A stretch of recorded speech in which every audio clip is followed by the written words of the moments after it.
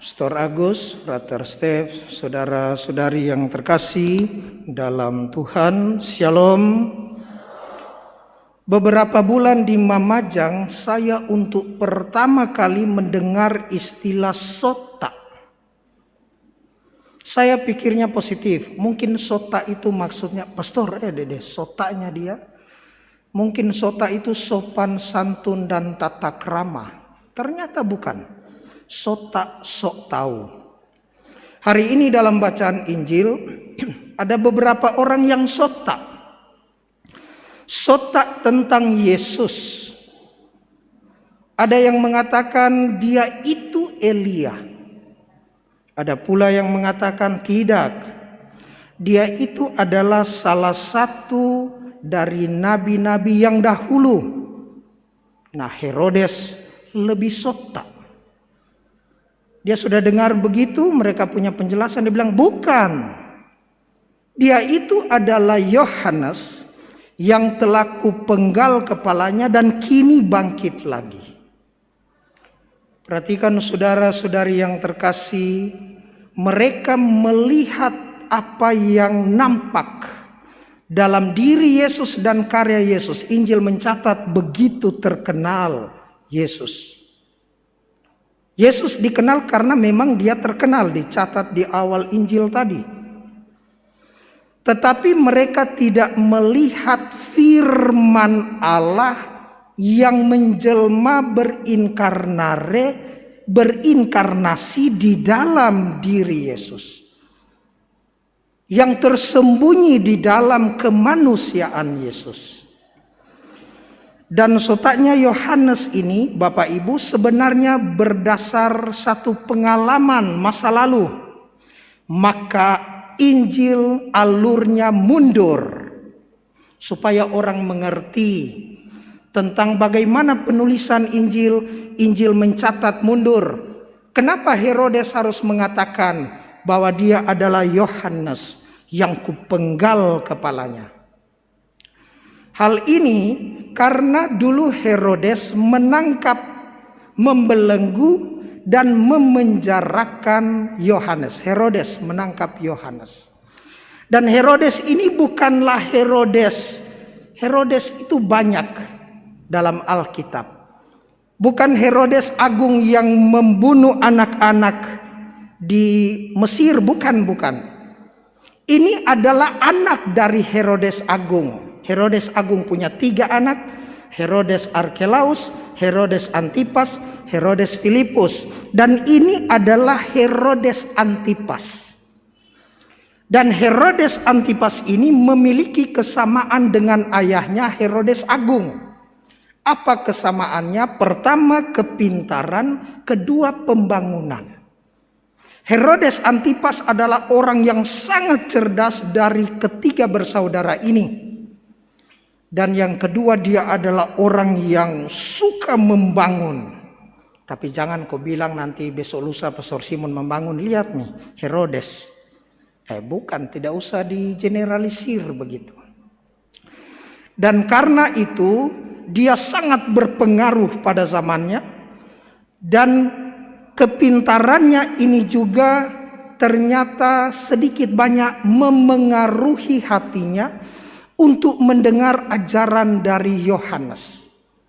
Dan kita semua tahu bahwa Yohanes ini sangat populer untuk mempertobatkan orang, meminta mereka untuk memberikan diri dibaptis, yang sejak tahun 27 sesudah Masehi ditunjuk, diangkat kenabiannya, memutuskan dirinya dari kelompok Esseni Qumran menjadi nabi yang one man show.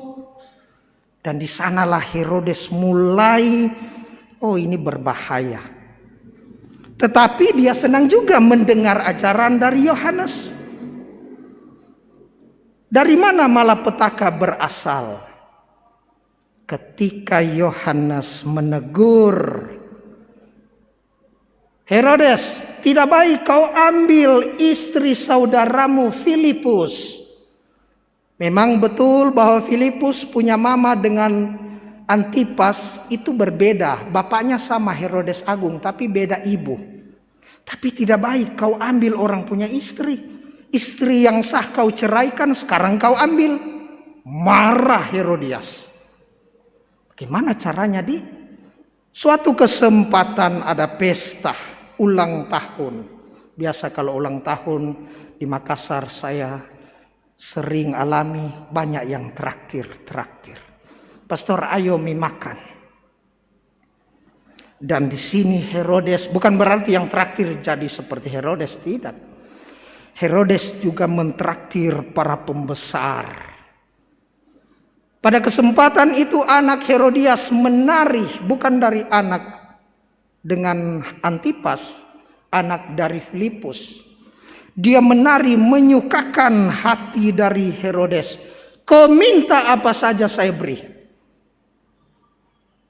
Pergi dia kepada mamanya. Mama, saya harus minta apa? Kepala Yohanes Pembaptis. Karena sumpahnya, kepintarannya, gengsinya, Herodes tidak membatalkan. Dia punya sumpah dan janji. Dia bilang saya akan berikan. Jangankan kepala, sedangkan setengah dari kerajaan saya janjikan. Apalagi hanya kepala Yohanes. Penggal. Maka dipenggalah kepala dari Yohanes. Saudara-saudariku yang terkasih dalam Tuhan. Apa yang boleh kita pelajari dari bacaan-bacaan pada Jumat pertama ini? Yang pertama, manusia menjanjikan kerajaan sehari. Tuhan menjanjikan kerajaan lestari. Kalau Herodes katakan, saya kasih kau hari ini juga apa yang kau minta. Kau bisa menjadi raja, kau bisa menjadi ratu, kau bisa menjadi tuan, kau minta apa saja saya kabulkan. Tapi Tuhan menjanjikan kerajaan yang lain bukan karena dasar kesenangan, bukan karena dasar hanya untuk menyenangkan, tetapi dasar dari karunia yang Tuhan berikan. Bacaan pertama tadi mengatakan pada ayat yang terakhir, Tuhan menjanjikan kerajaan yang lestari dan menganugerahkan kepadanya tahta yang mulia di Israel.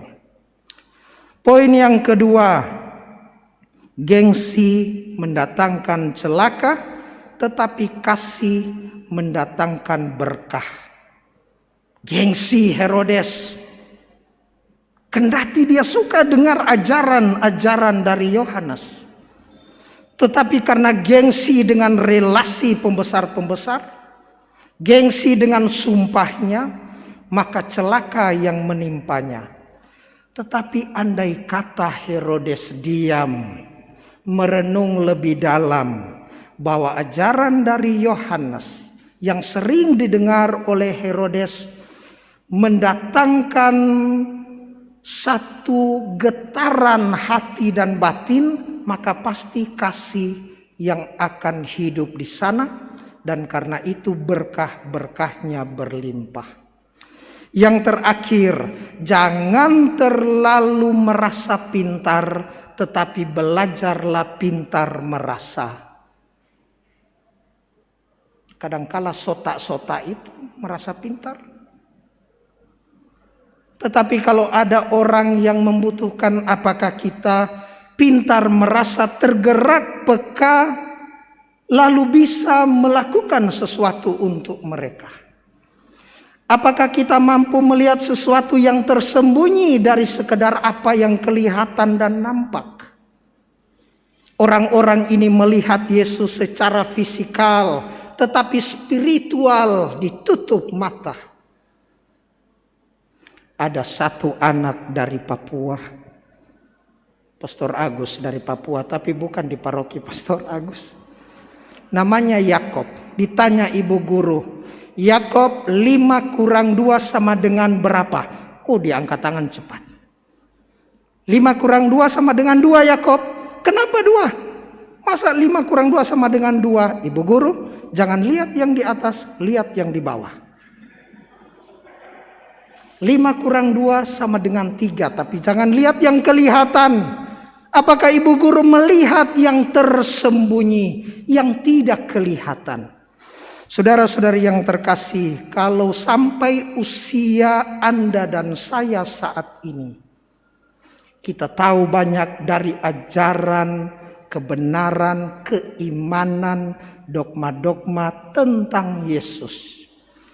Apakah kita juga sungguh-sungguh mendalami dalam pengalaman hidup dan pengamalan praktek-praktek setiap hari? Semoga kita senantiasa diberkati Tuhan.